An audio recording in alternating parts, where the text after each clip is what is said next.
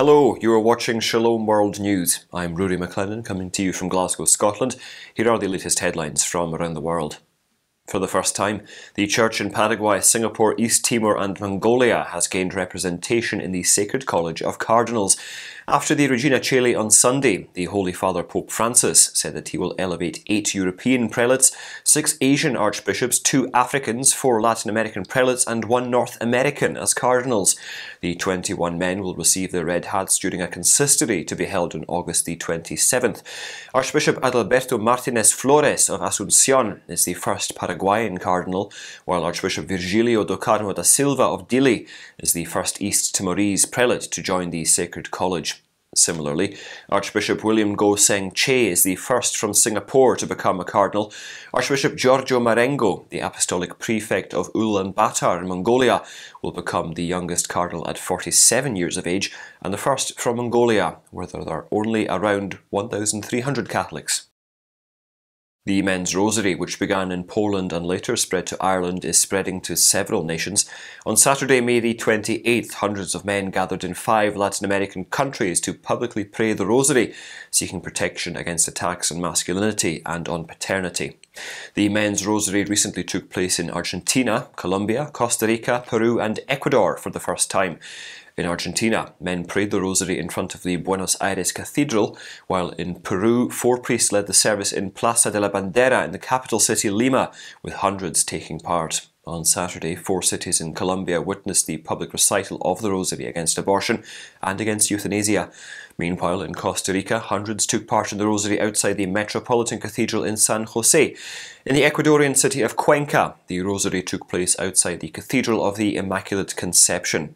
Pictures of men praying the Rosary in Poland and in Ireland have gone viral on the internet. Unidentified bandits desecrated a Catholic church in Brooklyn Diocese in New York City and decamped with the Holy Tabernacle. The burglars entered the St. Augustine Catholic Church in the Park Slope of Brooklyn and scattered the sacred hosts before stealing the tabernacle. The desecration, which reportedly occurred between Thursday and Friday, was first discovered by the parish's pastor, Father Frank Tumion. Decrying the incident, Father said, "This is devastating, as the tabernacle is the central focus of our church outside of worship, holding the body of Christ, the Eucharist, which is delivered to the sick and homebound." The miscreants also damaged 2 statues of holy angels on either side of the tabernacle. The diocese confirmed that the burglars cut through a metal protective case to remove the 19th century $2 million golden tabernacle. Brooklyn Bishop Robert Brennan expressed his sorrow over the desecration of the Most Blessed Sacrament. Investigative officers have promised to apprehend the culprits. On June the 11th, the weekend before Father's Day, Tallahassee in the US state of Florida will witness the National Men's March to End Abortion and the Rally for Personhood. Hosted by Father Stephen Imbarato and Catholic radio host Jim Havens, all men of goodwill have been invited to attend the event. The march to the Florida state capitol will begin at 12:30 p.m. Prayers will be held to raise awareness for the cause of life and for the urgent need to end abortion. By 2 p.m, all participants will arrive at the capitol, where the Rally of Personhood will be held. Fathers are encouraged to join the march with their sons or their entire families. According to organisers, when it comes to abortion, men are a big part of the problem, but all men should also take responsibility to be a big part of the solution. The first ever National Men's March took place last year in Washington, D.C. on June the 12th. The Ukrainian Orthodox Church, until now affiliated with the Moscow Patriarchate, has decided to sever ties with Patriarch Kirill.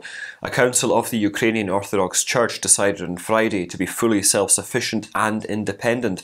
This comes 3 months after the Russian invasion of Ukraine. In the war-torn nation, a good number of believers also belong to the Orthodox Church of Ukraine, which is autocephalous and recognised by the Ecumenical Patriarchate in Istanbul. The Council made the necessary amendments to statutes regarding the administration of the Ukrainian Orthodox Church. It also flayed the war and spelt out conditions for dialogue with the Orthodox Church of Ukraine. It also explored the possibility of preparing Holy Chrism, which is taken as an expression of autocephaly in the Russian tradition. While the Orthodox Church of Ukraine is led by Metropolitan Epiphanius I of Kiev and all Ukraine, the Ukrainian Orthodox Church is governed by Metropolitan Onofrius, who too holds the same title. On Sunday, President Joe Biden of the United States mourned with the families of the 19 school children and 2 teachers who were gunned down in Uvalde in Texas. Accompanied by First Lady Jill Biden, the President visited a memorial of 21 white crosses at Robb Elementary School, where the tragedy took place. Jill Biden placed a bouquet of white blooms in front of the school sign. After the visit to the memorial, both attended Holy Mass at Sacred Heart Church, where several members of the victims' families were present. During the Holy Mass celebrated by Archbishop Gustavo Garcia Siller, the prelate spoke to the children in the congregation and tried to assuage their fears.